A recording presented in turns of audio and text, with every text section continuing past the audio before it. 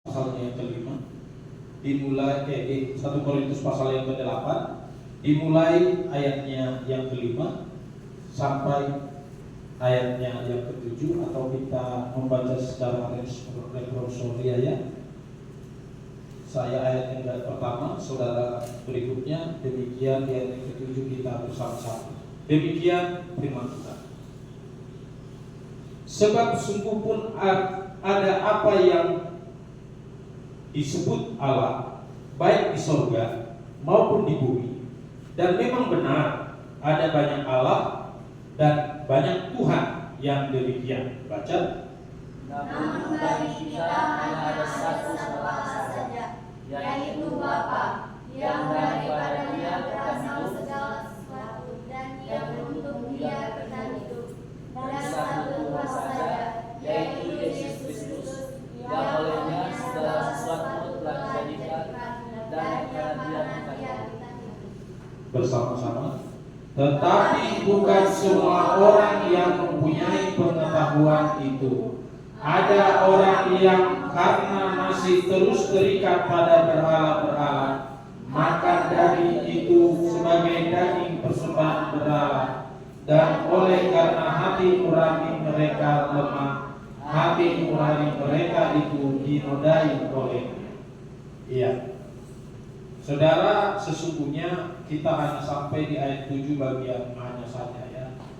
Di dalam kehidupan sekarang ini kita harus semakin memahami, harus semakin mengerti apa sih sesungguhnya artinya sebagai seorang pengikut Kristus, sebagai pengikut Yesus yang di dalam Kisah Para Rasul disebut Kristen. Ya. Karena banyak orang Kristen hanya sebagai identitas, hanya sebagai terdaftar di gereja, namun mereka sesungguhnya tidak benar-benar memahami, tidak merasakan kehidupan sebagai pengikut Kristus, tidak merasakan kehidupan sebagai orang Kristen. Karena sebagai orang Kristen ini banyak hal yang diperhadapkan. Bukan hanya persoalan hidup yang silih berganti, yang kadang menimbulkan kekhawatiran dan kebingungan, tapi juga persoalan tantangan dan rintangan, ejekan, fitnahan, dikucilkan, dianiaya, bahkan tidak sedikit yang dibunuh, dihilangkan nyawanya.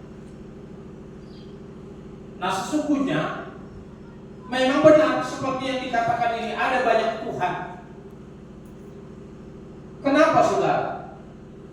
Batang kayu yang besar bisa jadi Tuhan. Batu besar di sungai pun bisa jadi Tuhan.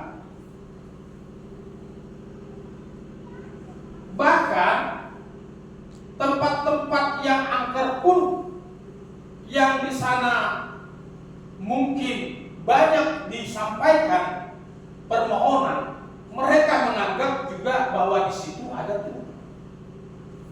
Memang di mana-mana ada Tuhan, katakan amin. Amin. Terlebih Tuhan Allah kita, Bapa di surga, yang di dalam Kristus Yesus menyelamatkan kita. Dimanapun Dia ada. Pengalaman Elia sudah cukup menjelaskan itu. Mau lari ke gunung pun di gunung Engkau ada. Mau ke atas awan pun aku di situ Kau ada. Begitu pengakuan Elia. Dan setiap umat Tuhan yang sudah mengecap kebaikan Tuhan, dia akan mengimani, dia akan mengiyakan, dia akan mengaminkan bahwa di mana-mana ada Tuhan. Karena Tuhan Allah kita yang ada di dalam Kristus Yesus adalah Allah yang setia, yang tidak pernah meninggalkan kita. Katakan amin. Amin. Nah, ini penting. Perhatikan saudara-saudara, kalau semalam saya dengan istri itu nonton live streaming atau YouTube tentang jumlah populasi penduduk yang beragama Kristen dari 38 provinsi. Atau memang udah 38 provinsi kita ini ya? Iya, sudah. Ternyata Sumatera Utara itu terbesar nomor 3 penduduknya. Yang terbesar nomor 3 Sumatera Utara. Ternyata yang nomor 1 itu adalah Papua Selatan. Lalu kemudian ada Sulawesi Selatan. Ternyata di mana? Di sana yang penduduk mayoritas Kristen. Mayoritasnya, saya kasih tahu mayoritas.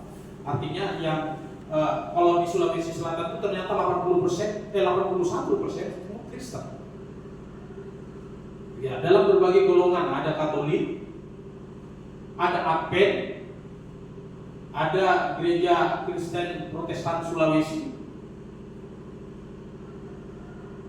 ada karismatik, termasuk GPD kecil karena dari sana berasal kebanyakan. Kemudian ada juga gereja kesukuan lain. Nah, yang 19% itu ada agama Buddha, ada Islam, ada Hindu, ada aliran kepercayaan seperti Konghucu, seperti itu. Kenapa ini penting kita pelajari, saudara? Karena memang kita harus menyadari, karena memang kita harus pegang kuat supaya kita berakar teguh, tidak goyah, dan kita tanamkan di dalam iman kita hanya Yesus Kristuslah satu-satunya Tuhan.